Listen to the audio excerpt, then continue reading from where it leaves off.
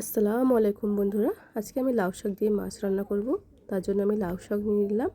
এরপর আমার টুকরো করা আলুগুলো নিয়ে নেব। তারপর আমি একে একে পেঁয়াজ কুচি নিয়ে নেব। তারপর আমরা কাঁচা লঙ্কা কুচি নিয়ে নেব।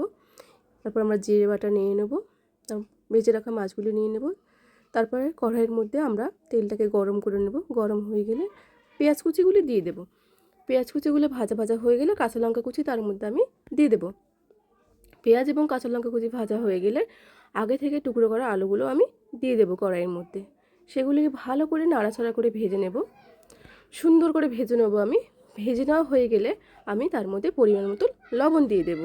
লবণ দেওয়ার পরে আমি হলুদ গুঁড়ো দিয়ে দেব। এরপর আমি ভালোভাবে ভেজে নেব মশলাগুলিকে এবং সাথে আলুটাকেও ভালোভাবে নাড়াচাড়া করে নিয়ে আমি আগে থেকে কেটে রাখা লাউ শাকগুলি দিয়ে দেব। লাউ শাকগুলি দিয়ে আমি ভালোভাবে আবারও নাড়াচাড়া করব। মশলাগুলি দিয়ে ভালো করে একসাথে নাড়াচাড়া করে নিয়ে আমি যখনই লাউ শাক থেকে জল ছাড়বে আগে থেকে বেটে রাখা জিরে বাটাটা আমি দিয়ে দেব। দিয়ে দেওয়ার পরে আমি ভালো করে কষিয়ে নেব। ভালো করে নাড়াচাড়া করব এবং যখনই কষিয়ে নেওয়ার পরে আমি আগে থেকে ফুটিয়ে রাখা গরম জলটা দিয়ে দিলাম। দিয়ে দেওয়ার পরে আমি আবারও নাড়াচাড়া করব। যখনই জলটা টকবক করে ফুটতে শুরু করবে আমি তার মধ্যে আগে থেকে জ্যান্ত মাছ ভাজাগুলি আমি দিয়ে দিলাম।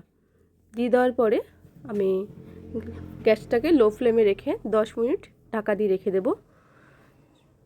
ঢাকা দিয়ে রাখার পর তোমরা দেখতেই পাচ্ছ রান্নাটা আমার কমপ্লিট হয়ে গেছে। গরমকালের জন্য খুবই স্বাস্থ্যকর খাবার, তোমরা ট্রাই করতে পারো। এবার আমি খাবারটাকে পরিবেশন করব। আজকের গরম গরম ধোয়া ওঠা ভাত, তার সাথে থাকছে লাউ শাক দিয়ে মাছের তরকারি।